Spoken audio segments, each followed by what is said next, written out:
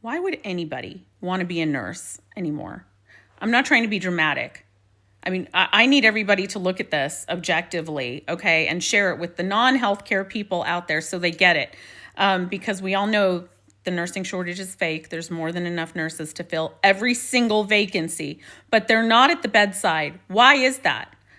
Let's just look at the last week only, okay? We had the nurse at Palms West Hospital in Florida who was so brutally attacked by a patient that she has been teetering on the edge ever since and will at least be blind in both eyes and have a lot of other issues. The 911 calls from that incident were just released. One of them includes an administrator from that hospital calling 911 and is recorded saying, oh, yeah, I'm not worried about the nurse. I'm worried about the Baker Act patient who's running around the hospital. That's why he called 911, not because of the nurse who was lying there dying. Okay? Then we have someone who is associated at least with National Nurses United, the largest nursing union in the country, giving an interview about that nurse assault in Florida, who says that nurses, paraphrasing, nurses should just expect this, like workplace violence is part of the job. And, it's part of patient's disease process anyway sometimes. The union, okay? Today, we have the shooting at UPMC in Pennsylvania, where nurses were, and, others, it's not just nurses, right? A police officer was shot. Police officers were wounded.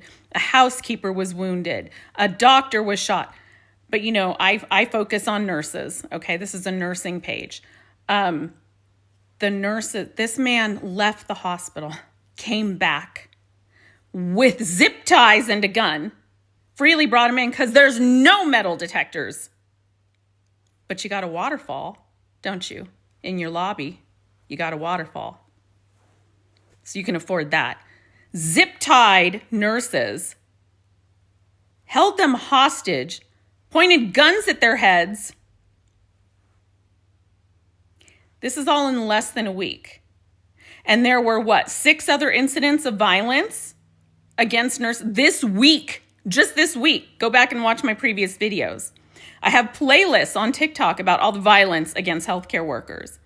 It's not just like this was some bad week, an anomaly. This is all the time. We are not valued.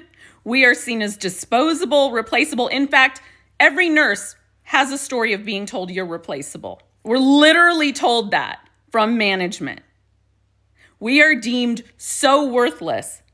They will find the money for a waterfall, but not metal detectors.